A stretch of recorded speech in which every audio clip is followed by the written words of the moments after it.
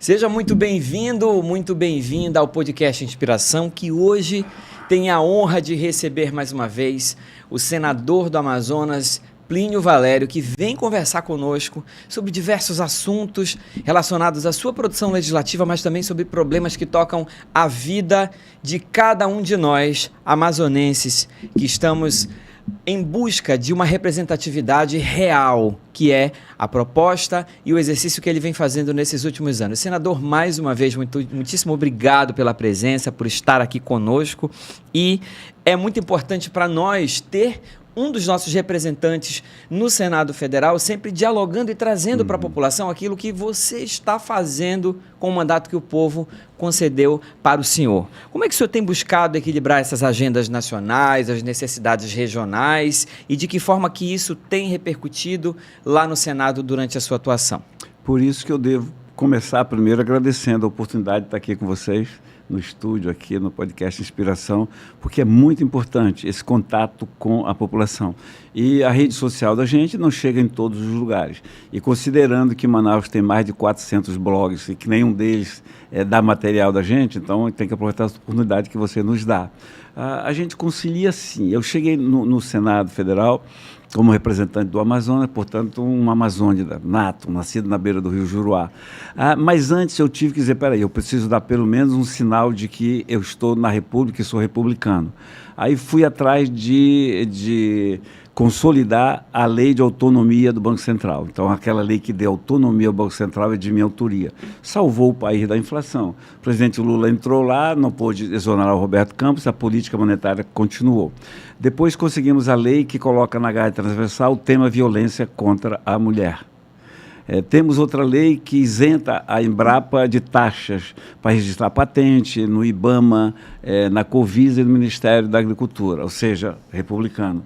Mas a nossa luta ela é amazônica. Então, o meu viés, a minha luta, a minha pauta é a Amazônia. E isso envolve o quê? Envolve combater aqueles hipócritas que nos negam o direito de ser cidadão e cidadã. E essa luta é a que mais tem me colocado mais perto da população, porque eu vim da população, eu represento a população. Então, essa briga pela BR-319, essa briga pela Zona Franca. Quando se trata de Zona Franca, a gente tem muita gente ajudando. Quando se trata de BR, cara, é só a gente. Então, a porrada canta, é do lado, é para cá, é trocação mesmo de coisas que muitas vezes até nem deveriam ocorrer, mas tem que ocorrer. Então, a gente concilia. E agora, meu primeiro dia de recesso, o recesso começou ontem, para valer, recesso de 15 dias só. Eu fui a Parintins, né? E amanhã eu vou a Maranhão, entregar um terminal turístico para uma aldeia indígena e para o Intefé. Mas aí eu tinha prometido para minha mulher que a partir de segunda-feira eu sou dela. Maravilha. Senador, o senhor traz aí algumas produções legislativas que vêm marcando não só o seu mandato, mas o Brasil como um todo, porque são leis que realmente tocam a vida das pessoas de maneira geral, mas o senhor tem buscado também trazer um olhar voltado para as questões da Amazônia. Uma dessas propostas, um dos seus projetos de lei, tratam da isenção em relação à Embrapa do pagamento de taxas de patentes. De que forma que essa medida pode beneficiar a pesquisa aqui na região amazônica e o agronegócio? No Brasil todo, né? Porque a Embrapa é responsável por esse boom agropecuário que o Brasil tem. O Brasil hoje alimenta mais de 1 bilhão de pessoas no mundo inteiro, pode alimentar muito mais se tivéssemos nós a liberdade de plantar e de colher, e a Embrapa é a grande responsável por isso. A Embrapa, quando descobre, cria uma coisa nova, tem que requerer patente. E ela paga lá no INPE para isso. E ela, quando quer também algo, ela tem que pagar taxa na Covisa, taxa no IBAMA, taxa no Ministério da Agricultura. E a gente livrou a Embrapa. Nós estamos falando aí, eu tenho a impressão que anual, sei lá, 3 milhões, 5 milhões de reais. E a Embrapa agora, que já não tem orçamento, vai poder desenvolver suas pesquisas e colaborar ainda mais. Eu acho relevante isso muito para a Amazônia e para o Brasil. Mas para a Amazônia também, o Brasil todo, mas a Amazônia em particular, que aqui a gente sofre mais, câncer de mama das mulheres. né? Nossas mulheres, por estar longe dos grandes centros, sofrem mais com isso, porque não tem aquele acompanhamento, não tem o rastreamento da mamografia.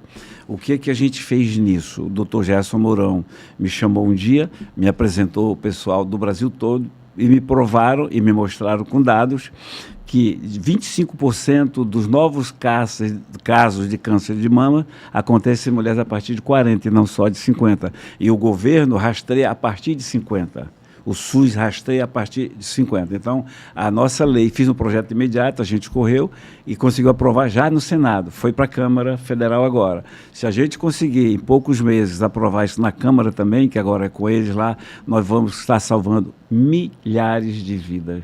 E é isso que importa. Então, como legislador, como senador, a gente fica muito feliz, cara, quando consegue esse tipo de lei. A gente tem também uma lei que é extremamente importante. As petroleiras, as empresas, Texaco, elas têm um fundo do petróleo. Elas dão bilhões de reais para esse fundo. E esse fundo só é utilizado no Rio de Janeiro, São Paulo e algumas cidades do Sudeste. Aí eu fiz um projeto nesse sentido, que já passou também no Senado Federal, está na Câmara, que destina 10% desse bolo todo, e estamos falando de bilhões, para a região amazônica, para o norte e para o nordeste também, para as universidades e para a pesquisa. Para você ter uma ideia, Rio de Janeiro levou 17 bilhões.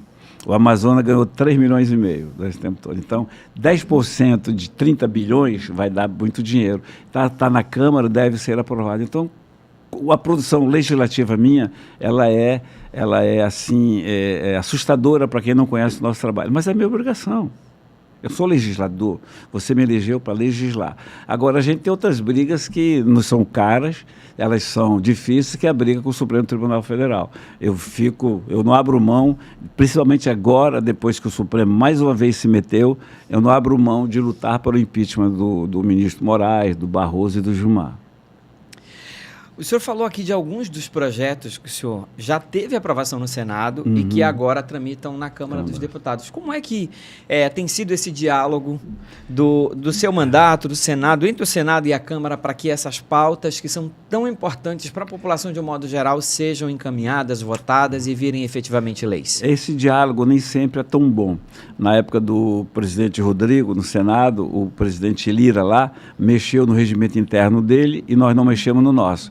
E o dele, que dava prioridade para o nosso projeto, quando chegam lá, ele tirou. Então, a gente está nessa briga. O Davi já teve com o Hugo Mota, tratando de, quando o nosso projeto chegar, sobrepor ao outro. Mas a isso, como é que a gente compensa? Eu procuro saber, foi para que comissão? Foi para a CCJ? Quem é o presidente? Fulano. Eu vou lá com fulano. Esse projeto é importante, para ele designar logo e despachar um relator. E a gente tem conseguido, sim. Por exemplo, a relatoria do projeto da Embrapa foi o Capitão Alberto. Assim como eu fui relator já da lei que tornou o Festival Folclore de Parintins manifestação nacional, que é do Alberto, eu relatei aqui. A gente você faz isso e vai avançando. Você faz isso e vai avançando. É o que eu vou fazer com o câncer de mama. É importante correr atrás disso. Mas a gente tem lá também um projeto aprovado do IPTU verde, que isenta de IPTU, ou parte dele, quem mantiver vegetação arbórea em seus empreendimentos. É o jeito da gente realmente ajudar o meio ambiente. Tem muita coisa boa, cara. A gente conseguiu e agora eu vou cuidar de ao interior. Podemos falar também das emendas parlamentares, sim, que é outro assunto. Então, vamos lá, nós falamos do legislador, dos projetos aprovados, das leis. Nós falamos do combatente. Zona Franca, BR-309, Supremo Tribunal Federal, mais dinheiro para pesquisa de petróleo aqui. Agora vamos falar das emendas parlamentares, que é também uma atribuição do legislador, mas que é uma atribuição que é boa. Então, colocam para a gente X de emendas parlamentares. Você tem tantos milhões de emendas parlamentares lá, para você designar para onde elas vão. Como eu sou um senador que não tem base, eu fui eleito com os votos de Manaus, deu para eleger, e com os votos do interior, que deu para ganhar do segundo, assim, de uma forma assustadora. Eu pude ajudar tudo e todos, a tudo e a todos, mandando emenda para cá. Tanto é que eu vou a Maranhão amanhã entregar um terminal turístico para uma aldeia indígena. porque eles têm aquela visitação turística, mas tem como receber. Então, dessas coisas pequenas até as grandes. Todos os hospitais de Manaus, todas as policlínicas de Manaus, conselhos tutelares, o que você imaginar. Eu até gostaria, vamos testar, ver, sei lá, depois tu inventa um assunto para ver se eu lembro de alguma emenda que eu fiz. Então, o total de emendas parlamentares pagas das minhas indicações chegou a R$500 bilhão e 10 milhões de reais. Ou seja, 510 milhões de reais circularam no Amazonas, das nossas emendas parlamentares. E eu digo a eles, ao prefeito, à comunidade, o que vou dizer aqui agora, ninguém me deve nada por isso. Não é favor nenhum, é obrigação minha de fazer com que o dinheiro do povo volte para o povo. Por quê? É comum o governador, o político, eu mandei a emenda, eu nada, esse dinheiro, ninguém tem dinheiro, governo não tem dinheiro, Senado não tem dinheiro, prefeitura não tem, esse dinheiro que tem, ele vem dos tributos, das taxas que nós pagamos, que nós recolhemos como cidadão e como cidadã. Esse é o dinheiro que existe, do suor do trabalho de cada um, que paga taxa exorbitante, que paga tributo exorbitante. Esse dinheiro que vai também para as emendas parlamentares. Portanto, é o dinheiro do povo voltando para o povo. Eu não mereço nenhum agradecimento por isso, nenhum aplauso, nada por isso. Eu faço a minha obrigação e fico feliz por fazer a minha obrigação, por cumprir. Das emendas, eu acho que é interessante a gente trazer para as pessoas temas em relação aos quais normalmente as pessoas costumam atacar o senhor, como meio ambiente, como questões indígenas, como se o senhor, o seu mandato estivessem contra essas pautas, esses temas, e na sua trajetória o senhor já destinou inúmeras emendas, 16 milhões só para os indígenas. Olha só. É porque é a narrativa, né? Eles detêm a narrativa, a seita chamada Marina Silva, ele tem uma seita, né, que está lá na Globo News, que está lá na CNN, no Estadão, na Folha, no Globo, alguns blogs aqui de Manaus, né, é Veribade Macacada, né? Então, tem essa narrativa, sabe, que não se mantém. Olha só, eu vou amanhã a Maranhão entregar um terminal turístico com tribo indígena. Já fui lá nos Tenharins, em Humaitá, entregar motores, rabetas com canoas para colher castanha. Aí tem trator, aí tem picape, aí tem caminhão, você tem ambulância. Quer dizer, chegou a um total, só para os indígenas, no total 16 milhões. Quem me critica são os participantes da seita chamada Marina Silva, que não nos importuna. Eu ficaria triste se quando eu chegasse na aldeia, né, mas nada, na aldeia a gente é recebido de forma maravilhosa, então a gente enfrenta, é o preço que a gente paga. Aí se você perguntar, mas é muito caro? Nada, eu defendo o Amazonas, não tem preço que pague isso, agradecendo todos os dias, quando amanhece, quando anoitece, a Deus por essa bênção. Eu só não deixo que isso me faça ser vítima. Eu sou coitadinho, não sou coitadinho, nada. Eu sou senador representando o Amazonas. O Amazonas é o maior estado da federação. Tem uma população belíssima, maravilhosa, que merece ser respeitada. Portanto, eu não sou coitadinho, eu não me queixo, eu luto. Eu disse que ninguém se envergonharia de mim. E não quero. A música que eu mais ouço, e meus ouvidos, e fazem bem meus ouvidos, o senhor me representa. O senhor foi o melhor, hoje mesmo já ouvi no calçadão, o senhor foi o melhor voto que eu já dei na minha vida. O senhor me representa, eu e minha família. Então isso é música para mim. Eu já caminhei no calçadão hoje, né? A gente, final de semana, eu e Ana, a gente vai no Mercado Adolfo Lisboa, vai numa feira, como pessoas comuns que somos, e somos respeitados. Isso é o que conta. Portanto, ninguém me deve nada, eu me escalei para defender o Amazonas, o povo acreditou e eu pago o preço que tiver que pagar. Na educação, o senhor também destinou inúmeras emendas voltadas para trazer recursos para áreas que no Amazonas, muito provavelmente, dificilmente teriam esses recursos por meio do governo, da prefeitura. Eu queria que o senhor lembrasse de algumas dessas principalmente ações. Em escolas, né? Principalmente em escolas e creches. Por exemplo, a Fazenda Esperança, que a gente tanto gosta aqui no Amazonas, Dom Mário Pascoaloto, um grande abraço a ele. Nós destinamos verba para uma creche que funciona. Porque eu sou ruim para guardar números, mas parece que eles atendem 150 crianças, Fazenda Esperança. Eu fiquei até lá de conhecer. Nós temos escolas nos municípios, creches nos municípios. A gente tem, normalmente, que eles pedem na comunidade rural, transporte, nada mais é do que uma voadeira de alumínio, né, grandinha. Então, nesse aspecto, onde o braço do governo não chega, chegamos nós. Poços artesianos nas escolas e na saúde, então, você fala educação, é menos do que na saúde. Na saúde, sim. Na saúde, a gente tem destinado, desses 510 milhões de reais pagos, eu acho que beirou 300 milhões para a saúde. Na última levantamento que a gente fez, já estava em 290 milhões, só para a saúde. Aí você fala, mas não melhorou nada. Tem razão. A saúde no Amazonas é tão ruim, tão deficitária, que isso é só ajuda paliativa. Tanto é que quando eu vou aos hospitais conhecer o andamento do hospital, a gente sai de lá triste. A gente mandou, quando eu digo a gente, é nós mesmo, 1,5 milhão para cá, 2 milhões para lá, 500 para cá. Eu saio de lá triste por entender que aquilo não vai resolver. É um problema muito antigo de gestão aqui em cima. Não é nem a gestão do diretor do hospital, é a gestão de governantes. Então, nós estamos muito defasados na saúde. Eu tenho dedicado mais da metade dessas verbas para a saúde, por entender que, sem saúde, a gente nem vai atrás de emprego. A gente desempregado vai correr atrás de emprego. Sem saúde, você nem sai de casa. Eu achei interessante que, trazendo para esse aspecto da saúde e a relação disso com o desenvolvimento que a pessoa tem, o senhor tem uma proposta que traz a obrigatoriedade de exames básicos para as crianças, né? Na entrada da educação básica. O que motivou o senhor a apresentar essa proposta? Para você ver o quanto é difícil, voltamos à pergunta que você fez ainda agora, o relacionamento com a Câmara. Esse projeto aprovado no Senado está na Câmara. Já faz tempo que está na Câmara Federal para ser aprovada, o governo é contra, aí vai coisando. E agora eu tenho que priorizar eu vou priorizar o câncer de mama. Nasceu aqui como vereador, que o prefeito da ocasião vetou, a Câmara concordou com o veto e o projeto não foi, eu levei para Brasília. É o exame básico de saúde. Como é que funciona? Primeiro dia de aula, ou até você pode chamar um dia antes, uma semana antes, as crianças farão exames de fezes, de urina, de vista, de olfato, de tato e tal, para saber problemas que elas têm. Isso com o município e com o Estado. Mas vai causar despesa. Poxa, a educação já faz isso, você leva a saúde para fazer os exames.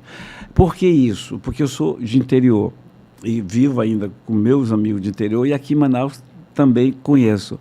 A criança, às vezes, ele diz, fulano de tal, o seu filho, eu peço, eu dito as coisas e ele não anota, porque ele não ouviu direito. Como ele não tem parâmetro, ele nasceu assim, então ele pensa que é normal aquilo. A mesma coisa eu faço lá na lousa, ele não enxerga, e o garoto não sabe que precisa de óculos. Fezes, ele dorme na aula, está cheio de verme, e não sabe. Então a gente queria, por isso que é chamado exame básico de saúde. Isso vai colaborar para não ter evasão lá na ponta. A evasão é muito grande, porque a criança doente não sabe que está doente, ou que sabe, mas não faz exame, não vai acompanhar os outros.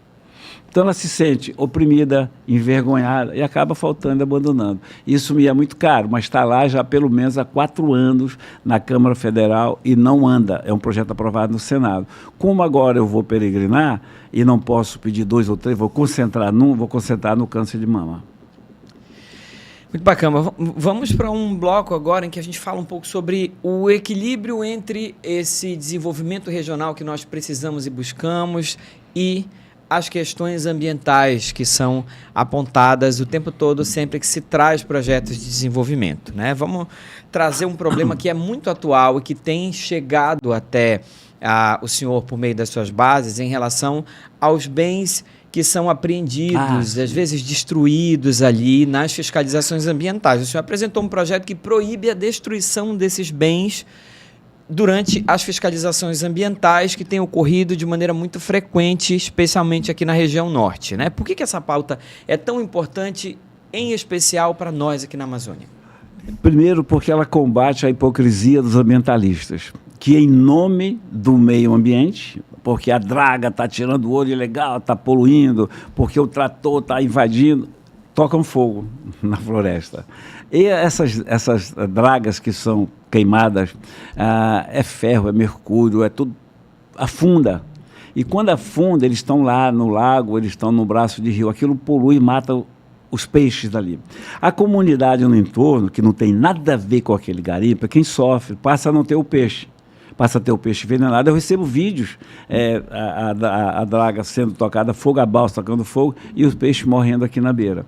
O trator queimado, a caçamba, e as prefeituras precisam de trator, precisam de patrulha mecanizada, precisam de caminhões, é tudo tocado fogo. Então o que a gente quer? Flagrou naquele município, apreendeu, proibiu, beleza, a lei manda isso, mas não toque fogo, não doem aquele município. Aquele município precisa desse equipamento. É o que a gente quer, proibir de destruir e obrigar a doar. Os municípios são carentes, principalmente na Amazônia. Então, tudo que for apreendido de forma ilegal, ao invés de destruir, para gerar vídeos, para mostrar na Europa, nos Estados Unidos, para mostrar na COP, ao invés dessa exibição que só nos atrapalha, o que eles fazem é pirotecnia, né? Isso tudo é para mostrar na COP, que estão no Brasil, que estão combatendo. A Puí, coitado, sofrendo agora com isso. Então a gente quer, vamos lá, apreender um trator de esteira, destruiu, tocou fogo. Imagina ferro tocando fogo na floresta. Tem fotos aí, tocando no pequeno ramal, tocando fogo, aquele fogo subindo e queimando algumas árvores. Então a gente quer que impeça, né, não impedir de apreender, não. É lei, tem que ir lá, está ilegal, apreendeu. Aí a lei seria proibir de queimar e obrigar a doar. Agora tem muitos quilômetros para andar, viu? Essa lei não é fácil, porque a gente encontra os ambientalistas de plantão para ser contra isso, né? Eles querem, eu vou repetir, eles querem fotos, eles querem vídeos. Olha só que coisa bonita, né? Um trator de esteira no ramal sendo queimado para preservar. Esses vídeos lá bonitos que eles pregam e mentem muito lá fora. Então, é uma forma de combater essa hipocrisia que permeia o assunto meio ambiente na Amazônia. BR-319, então, é muito vítima disso.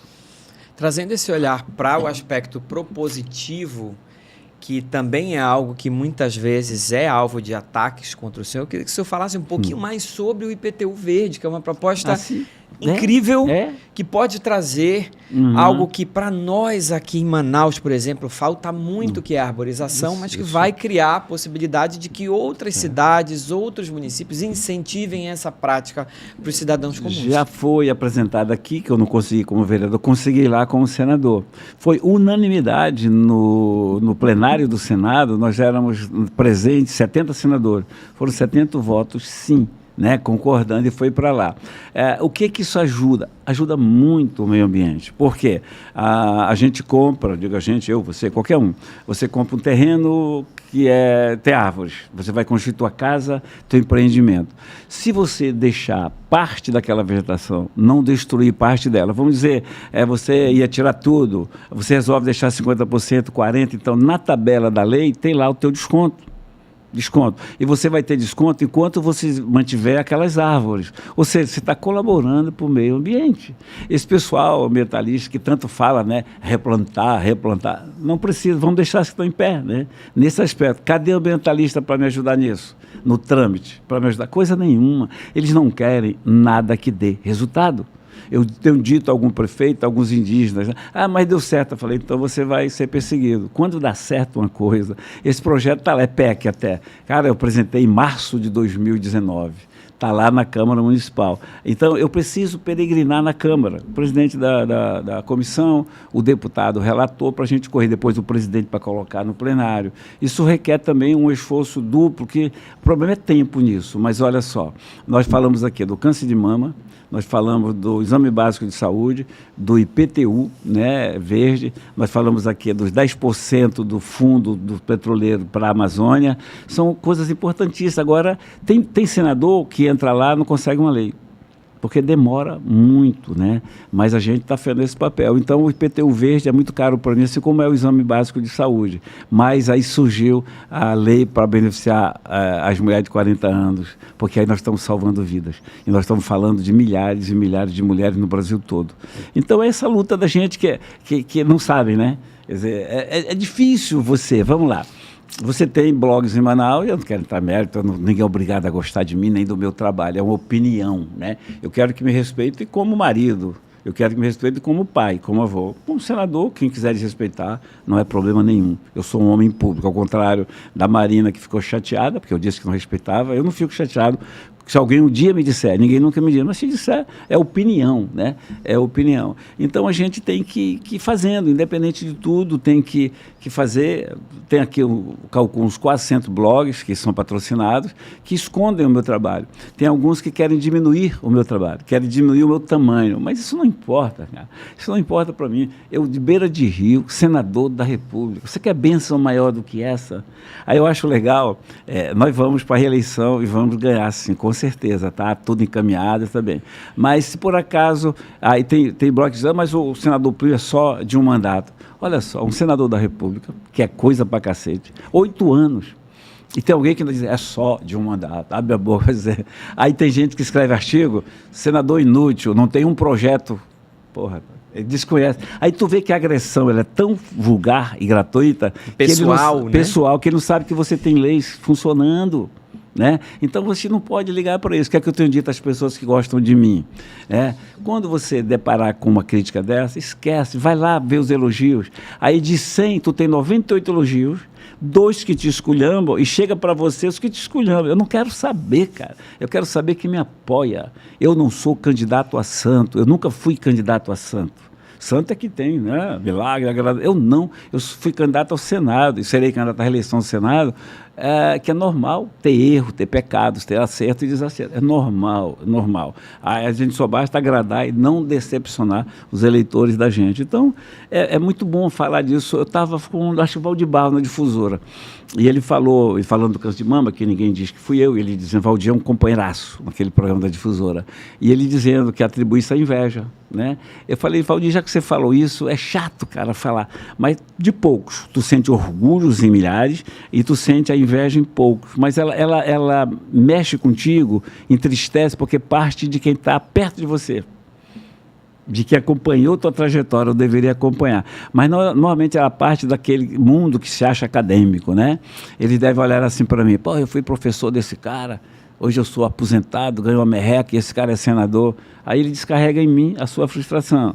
Aquele do batente da faculdade, a mesma coisa, aquele do jornal, da rádio. Eu me entristeço com isso, porque eu sou o mesmo, eu não mudei, sabe? Eu não mudei, não me subiu a cabeça o poder, nem vai subir nunca. Então eu sou o mesmo, cara. E é chato a gente ver alguém que está te criticando por pura inveja. Pessoas que você até gosta, né? Eu gostava, mas isso é parte daquele preço que eu te falei lá no começo, que tem que pagar. Paguemos todos os preços possíveis. Não há um só preço alto para o prazer que é defender o Amazonas. Cara, que orgulho que eu tenho de defender o Amazonas. E os amazonenses, quando eu falo amazonense, não estou falando de quem nasceu aqui, estou falando de quem veio para cá, adotou o Amazonas. Nós temos aí uma imensidão de irmãos e irmãs paraenses que estão aqui vivendo. Eu gosto deles, gostam de mim, né? A comunidade paraense gosta de mim e eu gosto deles. Então, quando eu falo amazonenses, é assim. O Amazonas, Manaus, é a única capital no planeta chamado Terra, com mais de 2 milhões de habitantes, que não é ligada por terra a outra capital. Então, senador da República, eu não vou brigar por isso? Claro que eu tenho que brigar por isso. A BR-399 é a tua bandeira? Não, ela é bandeira do Amazonas. Como eu estou senador, eu vou carregando lá na frente, mas se eu deixar de senador, eu vou carregar a bandeira lá atrás. Então, a gente tem que lutar por aquilo que nos é de direito. Então, eu só tenho a agradecer, cara, de estar senador, de ter entrado para a história, né? Nós tivemos aqui 3 vereadores que chegaram ao Senado. Senador Fábio Lucena, para quem conhece da época lá, um estadista, um tribuno, fora de série. Depois veio Jefferson Pérez, que também fora de série. As pessoas que votavam no Jefferson estão votando em mim, às vezes comparam, às vezes não. Eu só sei que eu respeitava e gostava muito dele. E agora nós saímos da Câmara Municipal de Manaus para o Senado. Então, quem for escrever a história vai ter que botar nossos 3 nomes. E isso incomoda as pessoas. Não me envaidece, mas me orgulha muito. O senhor trouxe à tona aí o assunto da BR-319, que é uma pauta antiga, uma demanda muito antiga e continua sendo um grande entrave para o nosso desenvolvimento econômico, regional, e está aí no eixo de uma briga política de interesses gigantescos internacionais, e que o senhor tem, de todas as formas, buscado revelar, dar clareza e mostrar, dar nomes aí a quem está por trás dessa busca incessante em impedir que esse projeto efetivamente caminhe sem abrir mão da sustentabilidade, mas observando a necessidade que as pessoas que vivem nesse estado imenso chamado Amazonas têm de estar ligado ao restante do país ao qual pertencem, né? Eu queria que o senhor falasse o que o senhor acredita que será necessário para que essa obra efetivamente saia do papel. O povo do Amazonas não desistir. Tudo tem que emanar do povo, que detém o voto, a capacidade de eleger, de tirar a pessoa. Não desistir, porque por meios legais nós não vamos conseguir mais não. Por que eu te digo isso? Eu fui ao Supremo Tribunal Federal com uma ação de arguição de descumprimento de preceitos fundamentais da Constituição. Então, o guardião é o Supremo, alegando o quê? Que nós, amazonenses, não temos o mesmo direito do carioca, do paulista, do cearense, do pernambucano, porque eles têm estrada e nós não. Os preceitos dizem que toda a região tem direito à saúde, educação, estrada, desenvolvimento. Nós não temos. Perdi. O ministro Fux não reconheceu, disse que é mais embaixo o IBAMA que decide. Ora bola. Ele não disse IBAMA, falou instância inferior, que é o nosso grande entrave IBAMA. Recorri pedindo para que o Supremo, no colegiado, decidisse, não só o ministro. Decidiram que também não é lá, mais embaixo. Perdemos lá. A gente está com ação em todos, para mostrar, identificando onde é que a gente tem. No Supremo não conta. No IBAMA não conta, então a gente só conta com a força do povo que vem para não deixar esmorecer. Olha só, agora, vamos lá, a ministra Marina anunciou que vai constituir um grupo, né, para destravar, os amarras, ver como é que asfalto a BR-309, vai receber isso aqui com foguete. Nada, cara, é enganação pura, olha só, você já tem a declaração, primeiro que esse estudo já existe. O Ministério da Infraestrutura, com o ministro Renan Filho, este sim, o Renan Filho é amigo nosso, ele quer o asfaltamento, constituíram um grupo interministerial que participou do Ministério do Meio Ambiente, IBAMA, FUNAI, participaram lá. Chegaram à conclusão de que a BR-309 é viável economicamente e ambientalmente, guardada as restrições, que eles apontam quais são as soluções. Nesse estudo, está lá, ignoraram o estudo. Agora vem a senhora Marina Silva, ministra Marina Silva, dizer o seguinte, que estão constituindo um grupo, ou seja, rasguem aquele estudo, desistam da luta de vocês até aqui, ignorem tudo que foi feito até aqui, que nós vamos começar do zero. Balela, não vai conseguir nos enganar. Imagina o que abre mão do que a gente já conquistou, pouco ou não conquistou. Brasil já sabe por que a gente briga para a 319, graças às porradas que me deram, mas já sabe por que ela existe. Aí a gente está lutando, aí vem uma proposta para a gente esquecer, rasgar o estudo que o Ministério fez. E olhem só a maldade com a gente, ou então achar que a gente é otário. 1 mês ou 2 meses para constituir o grupo. Vamos botar 2 meses, tá bom. Mais 8 meses para apresentar o estudo. Soma para te ver onde vai dar. Maio, abril, maio, talvez junho, véspera da eleição. Aí lá vem de novo o Lula aqui, como ele veio na época da Dilma, dizer que a prioridade até 19 que vão asfaltar. Na primeira campanha da Dilma, o Lula e a Dilma tiveram aquilo para dizer isso. Como é que a gente vai acreditar a história da carrocinha? Eu tenho um vídeo aqui, graças à TV Amazonas, que fez uma reportagem, aquele repórter de Brasília, é excelente, eu vou já lembrar o nome dele, é até amigo meu, cara, mas tem hora que o nome não vem. Aí ele entrevistou, está aqui, tem segundos. Quer dizer, então, ministra, que a partir de agora vão assinar um pacto para asfaltar a 319. Ela diz, não, na verdade, isto é um procedimento. Olha só, a ministra, primeiro não mentiu nessa hora, né? Ela não mentiu. É um procedimento, gente. Vão estudar o procedimento para botar 1000 barreiras para não fazer a 319. O presidente do IBAMA, Agostinho, que também é discípulo dela, mas é arrogante, já disse, tem entrevista hoje aqui, vou deixar isso com vocês, que para ter a 319 é preciso cláusulas ambientais rígidas. Eles não vão nunca deixar se não for na porrada. Na porrada que eu digo, é o povo falando, não deixando esquecer, e mudar seus representantes que não lutam pelo aquilo que nos é mais caro. O povo detém o poder. Então, se ele não diz, tanto é que a gente assim, autoridade passa, político passa e o povo fica, porque o povo sempre será o povo. Então, eu não tenho assim, legalmente. O ministro da Infraestrutura quer, o presidente Lula promete, e não sai. E não sabe. Agora, olha só a hipocrisia e a mentira. Agora mesmo eu estou falando, está passando caminhões. A estrada já existe. O que a gente quer é o asfalto, caramba. A gente quer o asfalto porque a estrada já existe há 40 anos. E a narrativa diz que a gente vai desmatar. Não vai. Independe deles, independe de estar lá, a estrada está trafegando. Agora a gente quer condições humanas, dignas para trafegar na 319. Para que, no casos como de pandemia da Covid, não passem só 5, 6 caminhões para nos salvar, passem centenas, porque se tivesse passado centenas de caminhões transportando oxigênio, não teria morrido tanta gente aqui. Então a gente quer essa luta, ela vai ser sim até o fim, mas ela vai ser com o povo, porque quem detém o poder, quem detém o voto da democracia é o povo, portanto o povo é soberano, que vocês não desistam.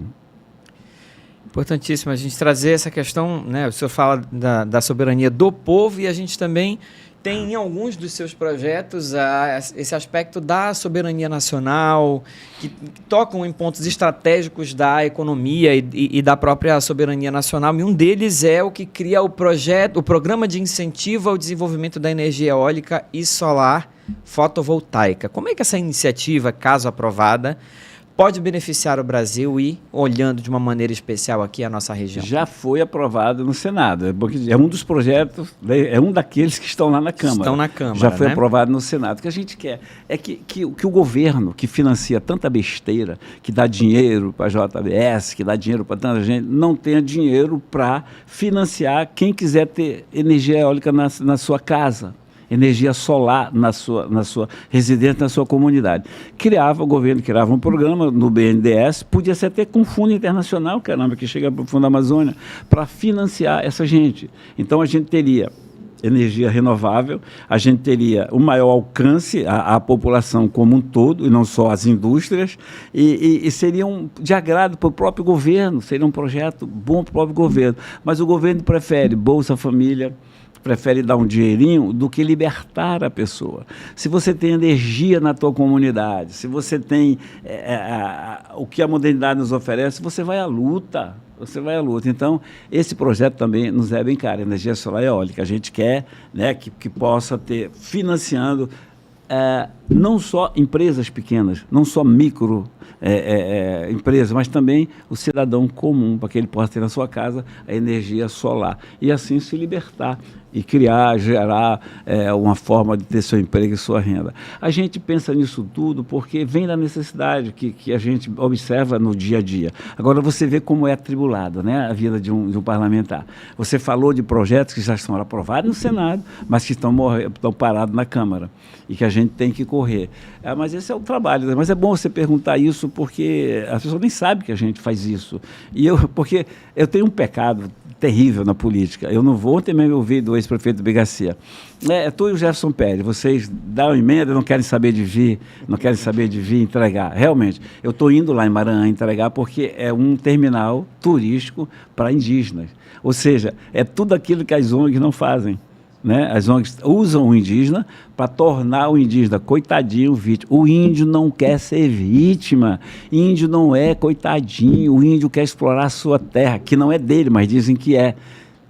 Quer explorar, quer plantar, quer colher, quer vender, e quer inclusive explorar o seu ouro, quer explorar o seu minério, porque as cooperativas indígenas, elas existem muitas, querem explorar. Agora nós temos um projeto que o governo retirou de pauta quarta-feira. Lá na Câmara. Tirou um projeto nosso da CPI das ONGs que permite aos indígenas explorar a sua terra, plantando, colhendo, inclusive garimpo. Aí o governo foi lá ontem e retirou de pauta, pediu vistas, agora só depois do recesso.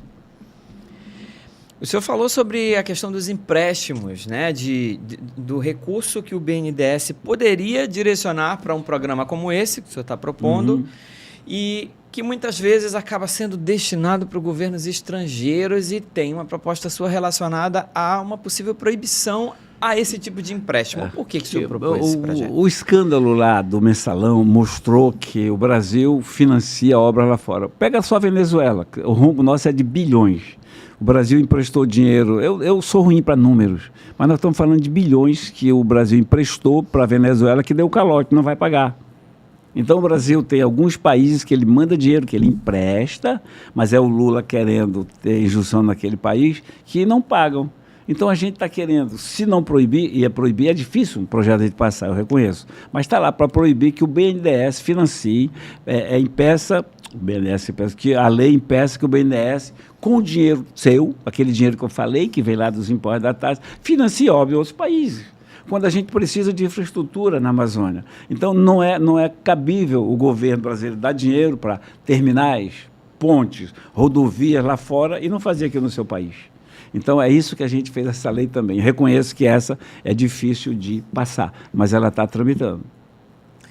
Interessante. Eu queria aproveitar para abrir novamente espaço para o senhor falar de como que o senhor tem destinado alguns desses recursos que estão a partir do trabalho, né, e da contribuição do povo, sob a responsabilidade aí, sob a sua responsabilidade como senador, né? Já dizendo quais foram essas áreas que receberam os recursos que o senhor tem destinado e quais o senhor acredita que devam receber mais prioridade nesses investimentos públicos nos próximos anos. Tá, quando eu ler aqui, você vai ver qual é a minha prioridade aqui. Você vai ver alguns itens aqui, alguns temas que é pouco em relação ao todo. Mas por aqui você vai ver, olha, nós indicamos, a gente tem o direito a indicar emendas já equivalente a 800, eu vou arredondar, quando for mais da metade para cima, emenda da metade para baixo. Então nós já temos 804 milhões de reais indicados. Vai para cá, indico para lá, indico para lá, e começa a ser pago. Desses 804 indicados, a gente tem pagos 510 milhões de reais, mais de meio bilhão pago. O dinheiro já foi, já circulou no município e no estado. Saúde, 279 milhões de reais, desses 510. Assistência social, 61 milhões. Agricultura e produção rural, 49 milhões.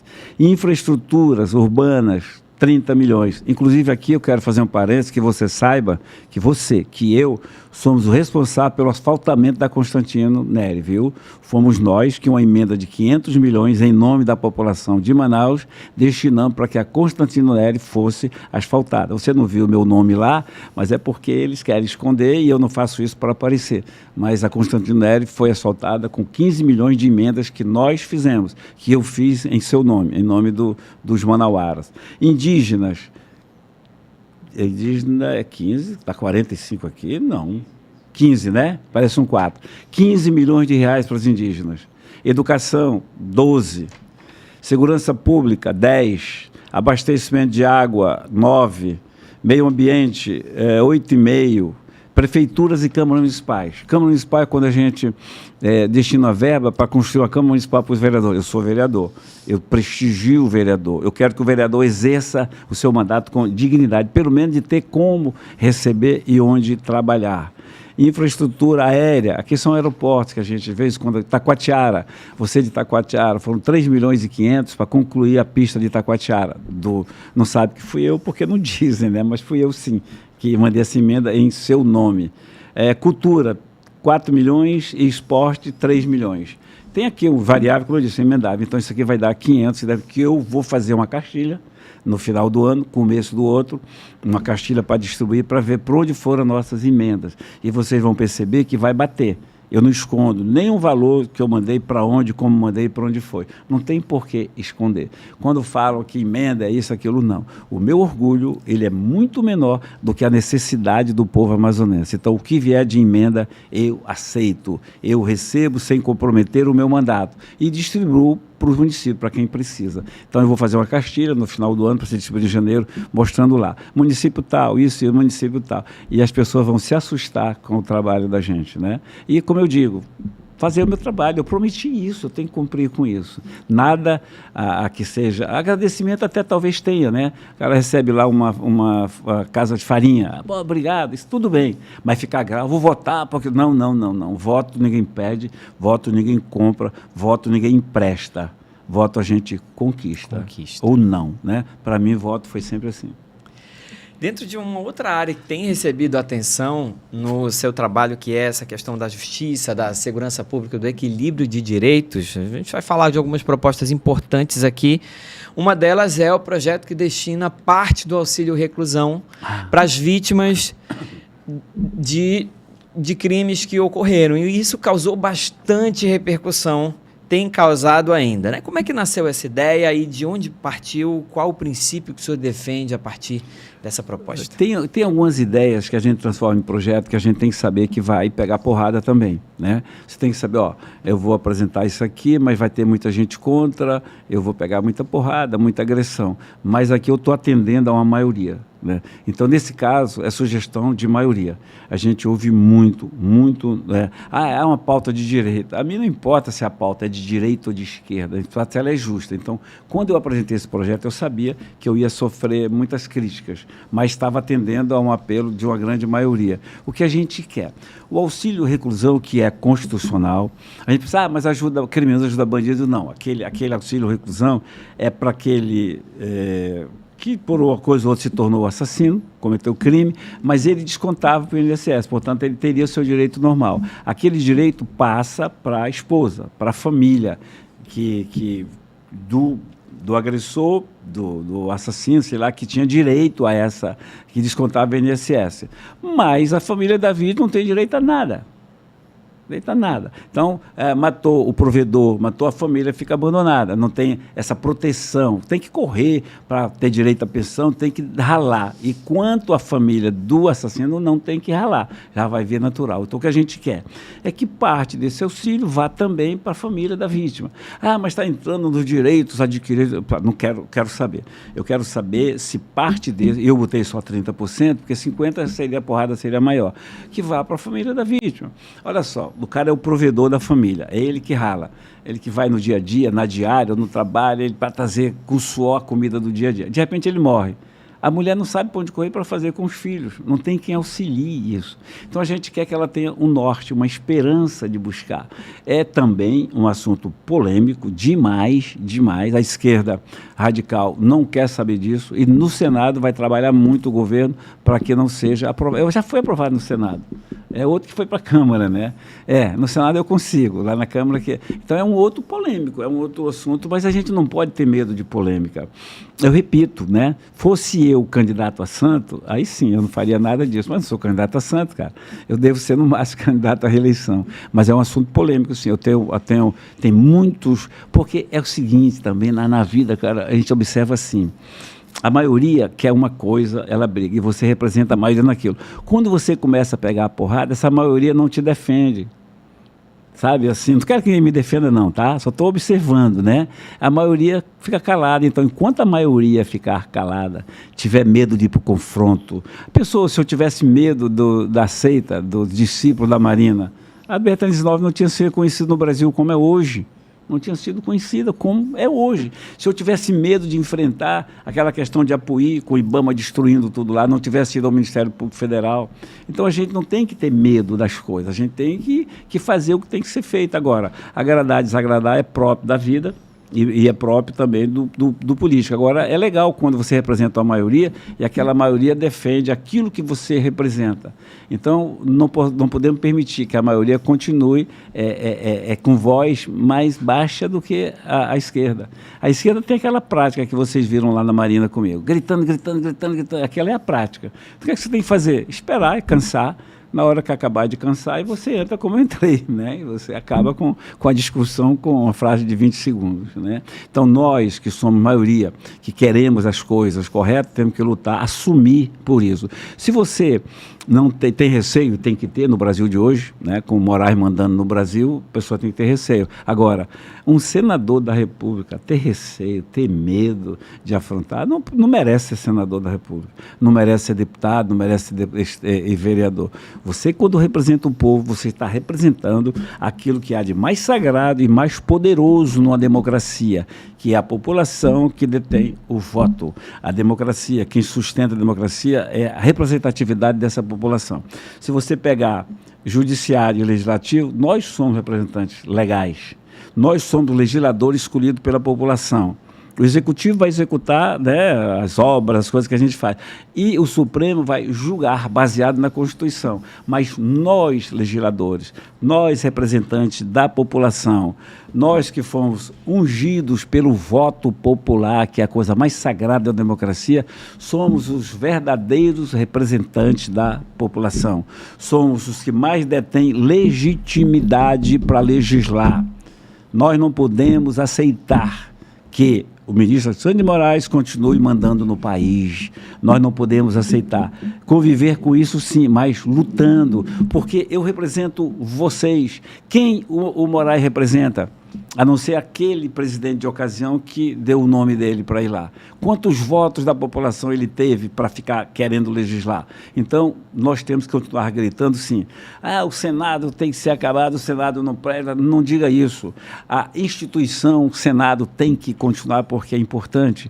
O Supremo Tribunal Federal, enquanto Constituição, tem que continuar porque é importante. Não deixem que maus representantes, que maus ministros, que maus políticos acabem e destruam a reputação da instituição. Portanto, a gente tem que continuar acreditando no Senado, acreditando no Supremo e desacreditar nos maus senadores e nos maus ministros. E temos que ter coragem para dizer isso. Eu não chamo nem de coragem. Quando disser, o senhor é muito corajoso. Não, eu não sou corajoso, sou cumpridor da minha missão. Se eu não tiver coragem para dizer o que digo, eu prefiro não ser nada, nada que eu digo de mandato. Mas enquanto senador estiver e se pleitear os 8 anos que a população espere de mim, muita luta, transparência e, acima de tudo, lutar pelo que nos é caro. Então, se a BR-39 é cara para nós, será bandeira sim. A Zona Franca será bandeira sim. Mas renda, a gente tem que dar outro tipo de condição. E que nós percamos essa mania, essa coisa que a gente carrega de achar que a Zona Franca é tudo para nós. A Zona Franca é muito para nós, mas não é tudo. O comércio emprega muito mais do que o distrito. O distrito é importante? É sim, o comércio também é muito importante. Então é um todo, e esse todo nos diz que a gente tem que abranger. Tem sido assim a minha missão, que é a missão prazerosa. E eu acho legal quando vocês percebem a narrativa, porrada em mim, porrada em mim, porrada em mim. Cara, eu tenho minha pescaria para fazer, minha família para cuidar, nada me afeta, não. O senhor mantém uma agenda muito ativa, né, senador? Com visitas aos municípios do interior, caminhadas aqui por vários bairros, locais aqui de Manaus, na qual o senhor tem a possibilidade de ouvir as pessoas, e isso é algo que mesmo parlamentares estaduais, que em tese vivem, legislam aqui, poucas vezes costumam fazer. Né? Nós temos poucos representantes que estão efetivamente próximo das bases, entendendo, ouvindo quais são os anseios, as necessidades dessas pessoas. E o que o senhor tem ouvido em termos de demandas nessas viagens que o senhor tem feito? Quais são as principais dores que essas pessoas carregam e que elas trazem até o seu conhecimento, buscando na sua figura uma representatividade? Olha, em primeiro plano, saúde, né? As pessoas às vezes nem reclamam tanto que estão precisando, mas a gente nota que estão precisando, porque elas colocam muitas vezes como item na frente emprego e renda.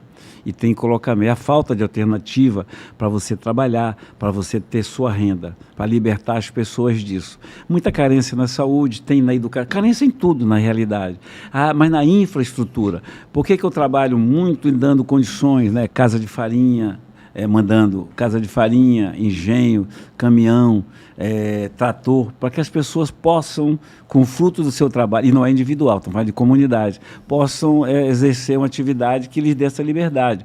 Manacapuru, uma patrulha mecanizada que foi há alguns anos atrás, está servindo para preparar o solo para o plantio de maracujá. Hoje, Manacapuru é o maior produtor de maracujá que tem. A Careira da Várzea, a gente mandou também trator para a cooperativa. Então, as necessidades são tantas que a gente vai priorizando nisso. O que é que eu preciso fazer para que você possa plantar e colher? Aí é isso, então vai isso, que é a patrulha, que é um trator, que é um jirico. Mas a gente sente muito, muito, muito mesmo essa questão de emprego e renda. A gente tem que trabalhar muito nisso, dar opções. Quando a gente manda uma fábrica de gelo para uma cooperativa de pesca, quando você manda um caminhão frigorífico para uma cooperativa de pesca, você está ajudando a pessoa, a vários, centenas, milhares de pescadores a vender o seu produto. E mulher, por exemplo, mulher. Vocês acompanharam, eu fui acusado de machismo, né? Misógino, escambau, aquela questão da briga com a ministra Marina. que se sente vítima. Coitadinha, é uma vítima. Vítima, na realidade, não é Marina Silva. Vítima, na realidade, são aquelas mulheres que aqui tem uma associação chamada ILEA, que resgata mulheres do cativeiro e vai cuidar, que eu ajudo com emenda parlamentar. Vítimas são as mulheres acolhidas lá numa coisa chamada Jasmim, aqui em Iranduba, que acolhe mulheres vítimas de espancamentos. A Casa da Criança, que trata de criança, filhos de pessoal da rua. A Mamãe Margarida, que atende crianças também que precisam. Essas são as verdadeiras mulheres vítimas que a gente precisa ajudar. Essas são vítimas, não são vitimizadas. Então, quando dizem isso ao respeito do meu trabalho, eu mostro com o trabalho. Nós ajudamos dezenas e dezenas de associações que trabalham com resgate e com apoio a mulheres. Isso que é ajudar mulher. Quando a gente pensa na mulher vítima de câncer de mama, porque não tem acesso à mamografia, isso é ajudar mulher. E não ficar, porque eu sou mulher, só faz isso porque eu sou mulher. Esse vitimismo, então, em moda, não deve caber mais.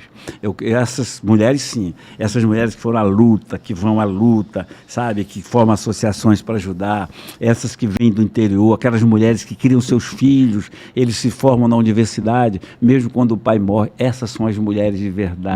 E não aquelas que ficam, eu sou vítima, só faz isso porque eu sou mulher. As mulheres não querem isso. As mulheres são fortes. As verdadeiras mulheres não se vitimizam, elas são fortes e muito mais fortes que os homens, hein? As mulheres são mais fortes que nós. A gente é provedor, a gente vai à luta, mas na hora da guerra, da briga, de sustentar a situação, as mulheres que nos sustentam. Portanto, não me afeta essa história de dizer que eu sou machista. Muito pelo contrário. Eu respeito, admiro e sei que as mulheres são mais fortes que eu. O senhor tem um desafio muito grande em um Senado que tem ali a maioria dos senadores com um olhar diferente sobre como as coisas funcionam nos seus estados, justamente porque nós temos peculiaridades aqui no Amazonas. Uma delas é exatamente esse isolamento que a gente tem em razão de toda essa problemática aí que foi criada em torno da BR, mas temos inúmeros outros desafios que são característicos dessa realidade amazônica e que o senhor tem levado para o Senado. Como é que é levar essa realidade do interior, daqui de Manaus, para essas discussões do Senado que são pautadas com um olhar do Sul, do Sudeste e que muitas vezes esquecem que nós temos vários Brasis dentro do Brasil e que esse Brasil aqui, que historicamente tem sido esquecido, apartado do resto desde a colonização, continua precisando de um olhar diferenciado. Como é que tem sido esse seu papel? Interessante, muito interessante a tua pergunta, que o trabalho que a gente tem primeiro é fazer com que eles entendam o que é a Amazônia. Se você, no começo do discurso, o cara fala, mas quantos municípios são no Amazonas, Plínio? Eu falo 62. Deve ser muito fácil 62, porque lá no meu é 800. Eu falei, é fácil, eu troco os 800 pelo meu 62. Aí eu vou falar da dificuldade. Aqui na Amazônia, o meu discurso é para eles. Primeiro eu tenho que dizer para vocês que na Amazônia ninguém trafega. Na Amazônia você navega. E alguns voam, mas você navega. Como assim? A gente vai explicar. Por exemplo, agora, a gente voa agora no inverno, a floresta de Varginha toda alagada. Eu fui a Parintins, eu fui para Nhamundá outro dia, é tudo alagado. É tudo alagado. E eles não entendem a distância. Olha, nós estamos querendo, ministro, uma agência do INSS aqui para esse município. Mas olha, mas no município vizinho tem. Vizinho? Vai lá. 3 dias de barco, não tem terra. Então, eles têm essa dificuldade. Eles não conhecem a Amazônia. Mas a gente consegue, dos nordestinos e daqueles amigos, outros, a gente consegue sempre ter maioria. Você pode ver que a Zona Franca, a gente sempre consegue o que quer, porque o Nordeste nos ajuda. Então, eles têm dificuldade em entender o que é a Amazônia. E eu digo para eles, o que serve para vocês, o que serve para Brasília, não serve para nós.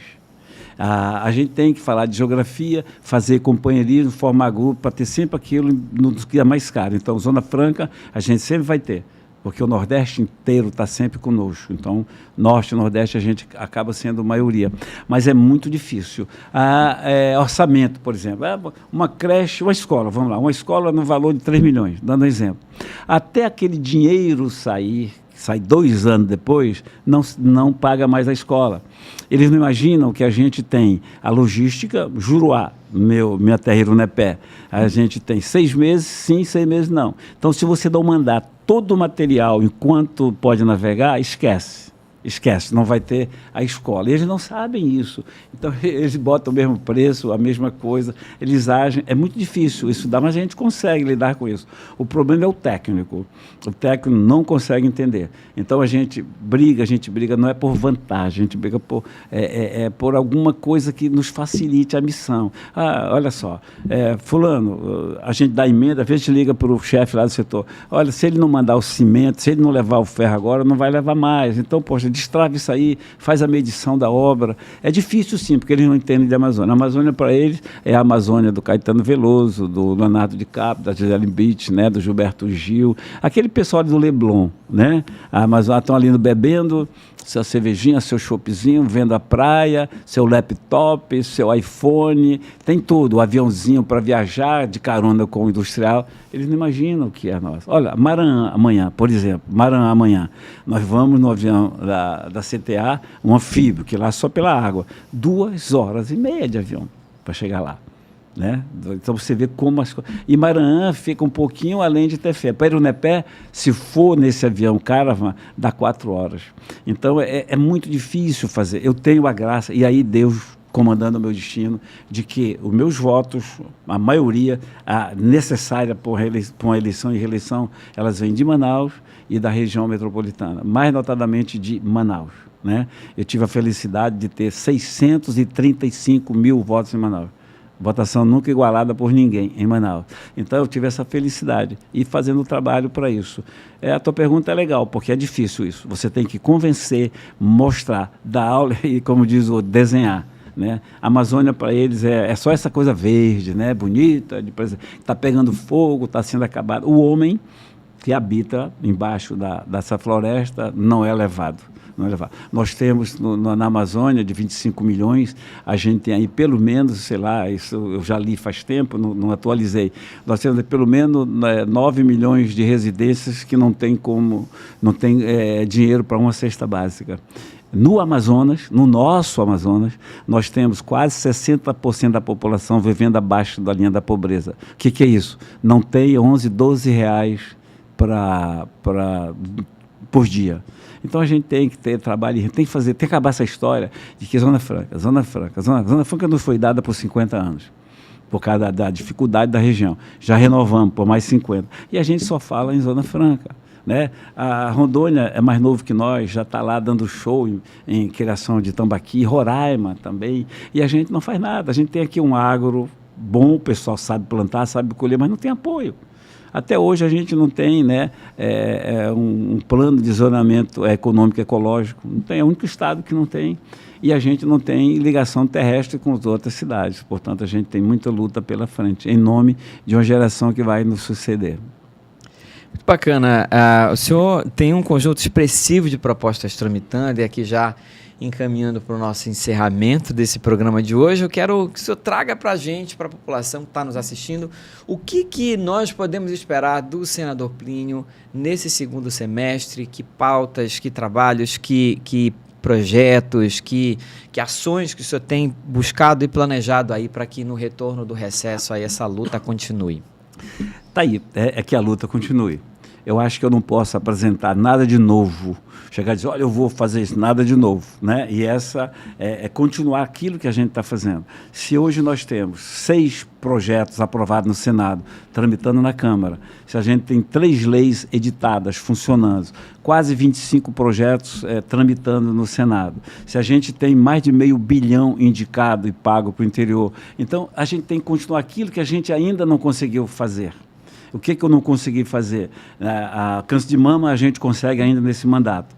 Beta-19 não vai sair nesse mandato ainda não. A gente não tem esperança, até a COP não tem esperança. Então, é continuar lutando por isso. A Zona Franca vai precisar, de vez em quando, da palavra, da força da gente, mas aí tem muita gente para defender a Zona Franca, né? Aí o exército que aparece, meu Deus do céu, a Zona Franca tem pai pra cacete. Se fosse mulher, eu vou te contar, porque tem muito pai. Então, a gente tem que continuar essa luta. Quando eu me apresentar como candidato à reeleição, primeiro, eu vou dizer, olha, isso aqui eu fiz, isso aqui eu fiz. Eu mereço ou não mereço a reeleição? Você vai dizer.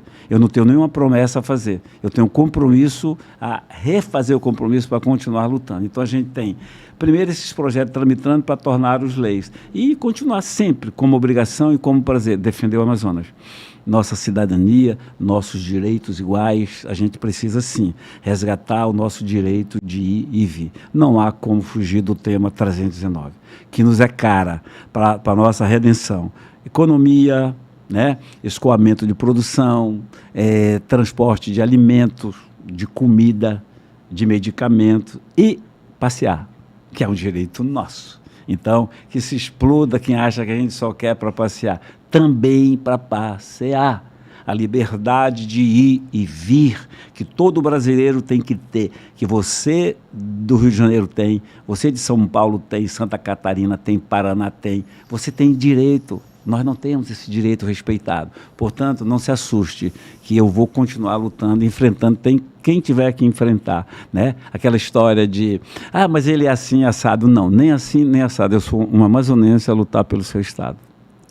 Senador, olha, muitíssimo obrigado por esse bate-papo, essa conversa sempre tão eloquente, tão rica, e compartilhando aqui suas ideias, o seu trabalho em prol do Amazonas. As portas aqui do podcast Inspiração estão sempre abertas para compartilhar esse tipo de diálogo, que é importante, inclusive, do ponto de vista da transparência em relação aos recursos que a população investe para que o senhor, como senador, esteja representando essa população lá no Senado, né? Então, eu quero abrir aqui o espaço para que o senhor possa fazer a sua palavra aí de encerramento e trazendo para as pessoas essa visão de que sempre que nós abrimos espaço para que um político, um mandatário, alguém que recebe a confiança da população para representar aquele grupo de pessoas, fala sobre o que fez e está fazendo porque é um dever de prestar contas daquilo que recebeu. E esse nome do podcast de vocês é muito bom. Né, que fala de inspiração, a gente tem que sim buscar inspiração para poder ser transparente, falar. Quando você questiona e faz perguntas inteligentes, quando a gente nota que o entrevistador não está querendo jogar pegadinha, até porque a pegadinha não pega em mim, mas tem muita pegadinha, aí a gente nota, a gente fica à vontade de poder falar, sabe que está falando, que a pessoa que está entrevistando está bem intencionada em querer tirar do político o que ele tem de bom, o que ele tem fazendo, se verdadeiramente ele tem conteúdo, sem afrontá-lo, né? Perguntando, se ele tiver conteúdo, ele fala o que foi perguntado. Se não tiver, ele vai enrolar. Então, para mim, é a segunda vez, né? É um prazer enorme estar aqui. Virei outras vezes, assim que for chamado, e falar daquilo, transparência mesmo. Eu acho que o político tem que ter. E que eu encerre dizendo exatamente isso. Todo esse trabalho que a gente tem, ele é fruto de um compromisso assumido lá. Nada do que eu fizer nesses 8 anos vai fazer com que você vote em mim agora. Você vai votar se no final eu disser que fiz aquilo que disse que ia fazer. E se você estiver satisfeito com o meu trabalho. Outros candidatos serão apresentados e você vai poder avalizar. A vantagem que a gente tem é que os outros vão prometer o que a gente está fazendo. Então, isso vai ser legal. Quando alguém prometeu, eu falei, eu estou fazendo isso. Eu já fiz isso, então vai ser muito bom. Eu acho que essa experiência de estar senador, ela é gratificante. Cara. Quando eu lembro que eu saí das barrancas do Juruá, meus amigos de Ironepé, meus conterrâneos aqui, e essa graça de estar, né? Há uma coisa que eu não lamento, eu sinto, quando eu estou discursando, meu pai. Eu nasci, meu pai era prefeito de Ironepé, só Mauri. Ele morreu, ele viu meu irmão de Sica ser prefeito, me viu ser vereador de Manaus, mas não me viu ser senador. Eu tenho certeza que ele ficaria orgulhoso disso. Essa falta eu sinto, né? Às vezes eu olho lá para a galeria, assim, olho, cara, queria ver meu pai lá. E às vezes a gente até vê, né? A gente até vê. Então isso é gratificante do ponto de vista individual. Mas o meu trabalho, ele é coletivo, ele é coletivo. Não achem que eu sou corajoso, nem me chamem de corajoso. Eu sou consciente de quem eu estou representando. Eu estou representando os amazonenses, aqueles que nasceram aqui ou não, mas que vivem no Amazonas. E estou lutando pelo nosso direito de viver, pelo respeito. A gente não quer ser admirado, adotado, ou coitadinho, ou isso ou aquilo. A gente quer respeito. No momento em que nós tivermos o respeito de todos os brasileiros, as coisas vão avançar. Nós hoje não temos o mesmo direito dos brasileiros. Eles têm estrada para poder trafegar, nós não temos. Então a gente tem que lutar por isso, por dignidade, por cidadania. Essa é a minha missão. Eu reitero dizendo, vocês não me devem nada. Eu é que devo ao Amazonas. Tenho 1 ano e meio ainda para cumprir com o meu mandato. Esse foi o nosso podcast Inspiração com o senador Plínio Valério. Quero agradecer você que acompanhou esse bate-papo até aqui. Dizer para você que é sempre um prazer trazer temas atuais que possam ajudar você a entender melhor como funcionam as coisas que tocam diretamente a sua vida. Muitíssimo obrigado mais uma vez, senador. Nós nos encontramos no próximo episódio. Até lá.